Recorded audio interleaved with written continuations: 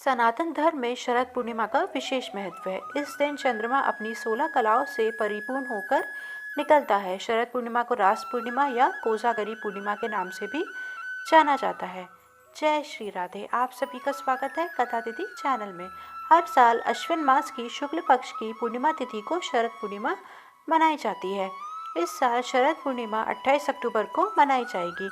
इसकी शुरुआत 28 अक्टूबर को सुबह 4:17 पर होगी और 29 अक्टूबर को रात में 1:53 पर इसका समापन होगा। शरद पूर्णिमा के दिन माता लक्ष्मी की पूजा की जाती है। ऐसा माना जाता है कि इस दिन माता धरती पर विचरण करती है और लोगों को धन धान्य से भरती है। इस दिन रात के समय माता लक्ष्मी की पूजा के 3 शुभ मुहूर्त हैं। सबसे उत्तम समय रात में 8:52 पर है, वहीं दूसरा मुहूर्त रात के 10:29 पर है। इसके बाद तीसरा मुहूर्त रात के 10:29 से लेकर रात के 12:05 तक है। इन तीनों में से आप किसी भी मुहूर्त में माता लक्ष्मी की पूजा करते हैं तो वह शुभ ही माना जाएगा। शरद पूर्णिमा के दिन चंद्रोदय शाम 5:20 पर होगा।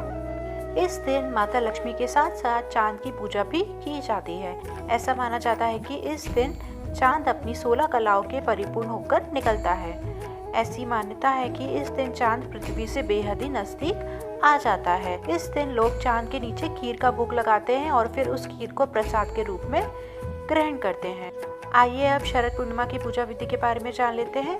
शरद पूर्णिमा के दिन सुबह उठकर किसी पवित्र नदी में स्नान करें। यदि आप किसी पवित्र नदी में स्नान नहीं कर सकते तो पानी में गंगा जल डालकर स्नान करें।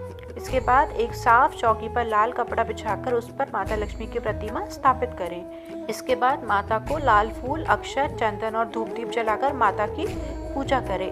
इस समय लक्ष्मी चालीसा का पाठ अवश्य करें। इस दिन शाम के समय चांद देवता को अर्घ दें और खुले आसमान के नीचे खीर बनाकर चांद की रोशनी में रख दें। उसके बाद रात्रि में पूजा के समय माता को खीर का भोग लगाकर प्रसाद सब में बांट दें। सनातन परंपरा में शरद पूर्णिमा का बहुत महत्व है। इससे मान्यता है कि चांद से निकलने वाली रोशनी अमृत के समान होती है। ऐसा भी माना जाता है कि इस दिन चांद अपनी 16 कलाओं से परिपूर्ण होकर निकलता है। इस कारण इस दिन खीर बनाकर चांद की रोशनी में रखा जाता है और रात में सभी के द्वारा उसे खाया जाता है। ऐसा माना जाता है कि यह खीर खाने से सेहत का लाभ मिलता है।